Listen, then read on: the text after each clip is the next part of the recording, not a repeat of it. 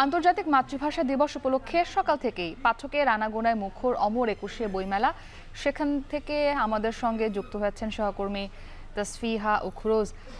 তাসফিহা, অনেকেই এই দিনটির অপেক্ষায় থাকেন, যারা বিশেষ করে কর্মজীবী থাকেন। আজ ছুটির দিনে তারা হয়তো ভেবে থাকেন আজ বইমেলায় আসবেন। সেদিক থেকে বইমেলায় ভিড় কেমন দেখছেন এবং আজকে বইমেলায় বিক্রির আশা কতটা করছেন বিক্রেতারা?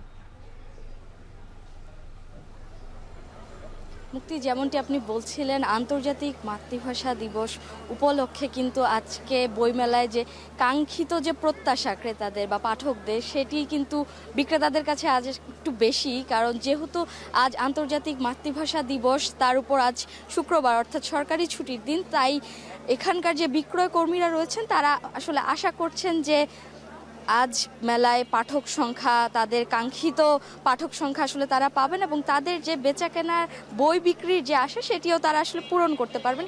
এছাড়া একটি বিষয় আপনাকে জানিয়ে রাখতে চাই যে আন্তর্জাতিক মাতৃভাষা দিবস উপলক্ষে আমরা আসলে গতকাল থেকে আসলে শুনছিলাম যে বাংলা একাডেমির যে তথ্য সংযোগ বিভাগ রয়েছে, সেখান থেকে তারা বারবার জানাচ্ছিলেন যে আজ আন্তর্জাতিক মাতৃভাষা দিবস উপলক্ষে বইমেলা কিন্তু সকাল 7টা থেকেই পাঠকদের উদ্দেশ্যে খুলে দেওয়া হবে এবং তারা সে অনুযায়ী আজ 7টা থেকেই পাঠকদের উদ্দেশ্যে বইমেলা খুলে দিয়েছেন এবং সেই সুযোগ কিন্তু পাঠকরাও নিতে ছাড়ছেন না। তারা সেই সকাল থেকে আমরা দেখতে পাচ্ছি যে বইমেলায় তারা আসছেন এবং সেই সকাল 7টা থেকেই বলা চলে যে অন্যান্য দিনের তুলনায় আমরা যা দেখি যে পাঠক সমাবেশ আসলে একটু কম হয় সকালেতে, কিন্তু আজ কিন্তু তার ব্যতিক্রম।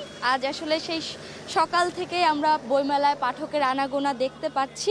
এছাড়া আরেকটি বিষয় আপনাকে জানিয়ে রাখতে চাই, যেহেতু আজ আন্তর্জাতিক মাতৃভাষা দিবস, সেই উপলক্ষকে কেন্দ্র করে আসলে এই সকাল 8টার সময় বাংলা একাডেমির মূল মঞ্চে স্বরচিত কবিতা পাঠের আসর বসানো হয়েছিল। সেখানে আসলে ছোট বড় সকলেই তাদের নিজেদের লেখা কবিতা আবৃত্তি করছিল পাঠকদের উদ্দেশ্যে। সেখানে সকল পাঠকরা ছিলেন, তারা আসলে উপভোগ করছিলেন এই বিষয়টি। এছাড়া আরেকটি বিষয় যে আজ বিকেল 4টার সময় বাংলা একাডেমির মূল মঞ্চে কিন্তু অমর একুশে বক্তৃতা পাঠের ব্যবস্থা করা হয়েছে এবং সেখানে কিন্তু আসলে বাংলা একাডেমির মহাপরিচালক থাকবেন, তিনি সেখানে স্বাগত বক্তব্য দিবেন। এছাড়াও অধ্যাপক আনু মোহাম্মদ সেখানে অমর একুশে বক্তৃতা দেওয়ার কথা রয়েছে। এছাড়া আপনি ভিড়ের ব্যাপারে বলছিলেন, যেহেতু আজ শুক্রবার এবং আন্তর্জাতিক মাতৃভাষা দিবস, তো সব কিছুকে কেন্দ্র করে আসলে এখানকার যে বিক্রয় কর্মীরা রয়েছেন তারা আসলে আশা করছেন যে তারা তাদের কাঙ্ক্ষিত পাঠক সমাবেশে আজ তারা দেখতে পাবেন। মুক্তি।